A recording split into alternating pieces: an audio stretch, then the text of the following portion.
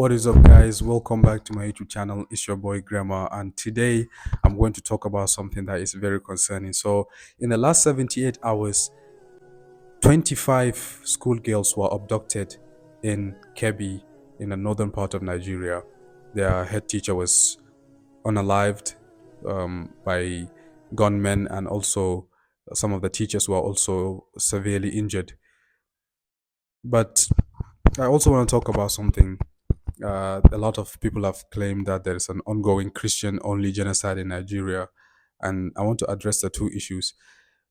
The thing is, Nigeria has been facing a lot of insecurity issues, and these insecurity issues are regional. Each region has its own unique problems that is facing. For instance, I live in Borno State, and this region is dominated by Islamic terrorists.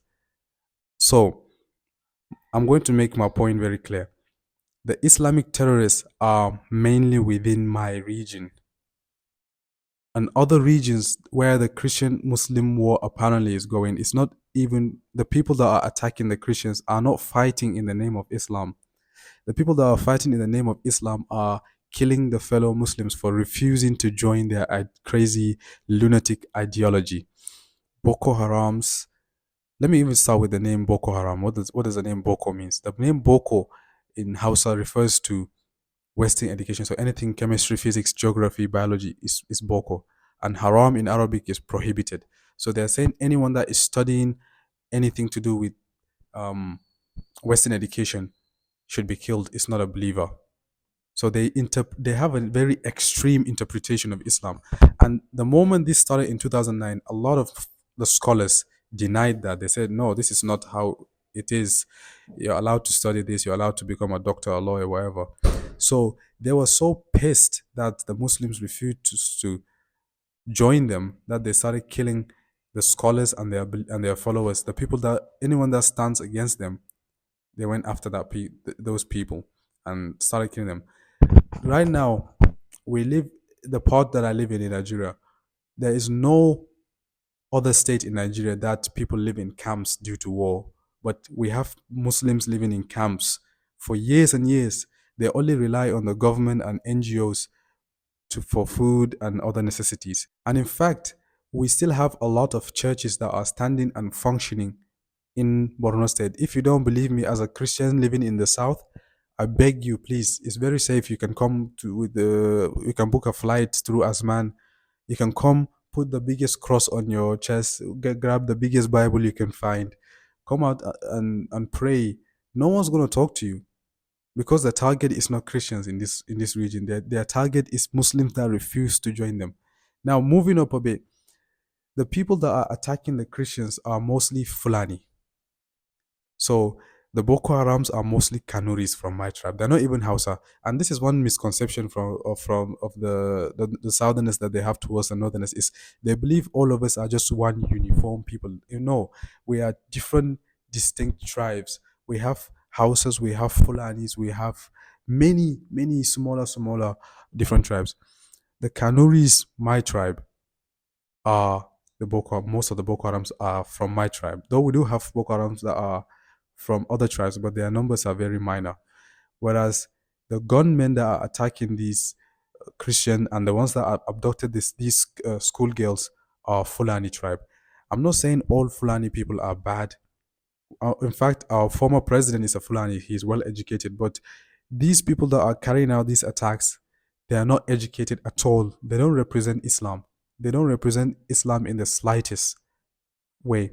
Yes, their names might be Muhammad, Ali, you name it, but they don't represent Islam. In fact, they don't even understand Islam. You can ask them to recite the verse in the Quran, they can't. They can ask them to how many times Muslim prayer, they don't know. These people are migratory herdsmen before, but God knows who's supplying them with weapons. All of a sudden, they switch to gunmen. They just kill Christian worshippers. One of the reasons why there's this ongoing war between the Christian and Muslims is there's the farmers and herders clash. So these Fulanis, like I mentioned, they're migratory. So back in the days before guns and all, they had a lot of cattle and they migrate up and down. So because of desertification and other climate-based problems, there's not enough grass for the cattle to feed on up in the north. So they move towards the south, and in the south we have a lot of vegetation and farmlands that belongs to Christians. So they will bring their cattle to eat the vegetation, and the farmers, obviously I would be outraged too. The farmers outrage attack the Fulanis, and the Fulanis attack them, and that's how it goes. Both sides exchange. So they attack Christians in their worship places of worship, in their homes, etc., etc., etc., and they also take the revenge. It's not one sided thing. They also come back and kill cows. I'm not saying human life and cows should be compared, but I've seen a recent report 256 cows were killed. So they go after them, they go after them. So it's like an exchange. This is as a result of bad governance and poor policy placement. If we have leaders that um, represented well, they could have sorted this issue out a long time ago. Unfortunately, in Nigeria, we live. It's crazy. The thing with Nigeria is crazy. Is right now, if I speak about a certain politician, before you know it, they will track me down and lock me up or kill me. You know it. But someone who kills people, records it, posts it on TikTok or Facebook, is out there living freely and doing whatever they want. It's crazy. My point is, like I said, I'm speaking based on what I know and based on my region. I know the history of Boko Haram, what they've done. Trust me, people have suffered here. Majority Muslims, they have suffered here. And they have been seen such attacks of kidnapping and all sorts of things that you can imagine. My own grandfather was killed. And in fact, not less than 2 months ago, another family member of mine was also unalived. So we have seen so much. All I want to say is to my fellow Christian Nigerians, please, when you're pointing your finger at these terrorists, do not generalize the whole thing and say that all of these things is Muslims actively killing Christians. No, the Muslims too are getting killed as well. The Muslims too are getting killed. So don't just say, oh, it's only Christians getting killed and Muslims are in support of that. We are not in support of that at all. They don't represent us. They don't represent us. In fact, they hate us as much as they hate you. So we need to come together and be one to solve these insecurity issues. Let's not divide ourselves. Let's not point fingers and say these people are this, these people are that. Right now, if Trump wants to come and he's actually going to eliminate these terrorists, be my guest. We're more than happy. In fact, if there's a way, we will even contribute. If we are also, if we can also be given weapons, we will contribute.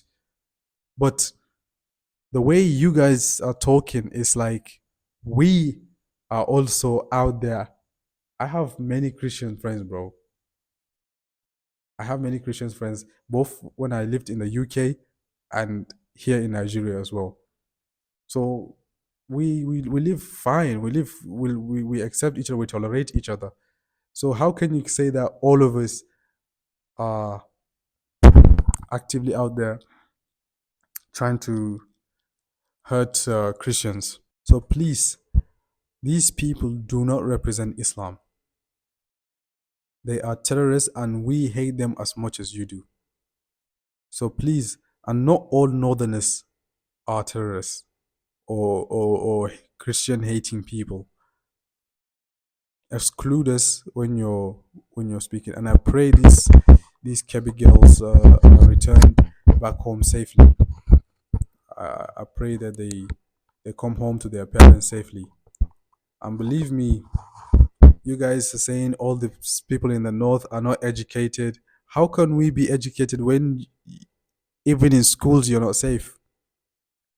Right now, no child will dare to go back to that same school after knowing that their colleagues were kidnapped. No parent would allow their child to go and study in that school. So how can they be educated?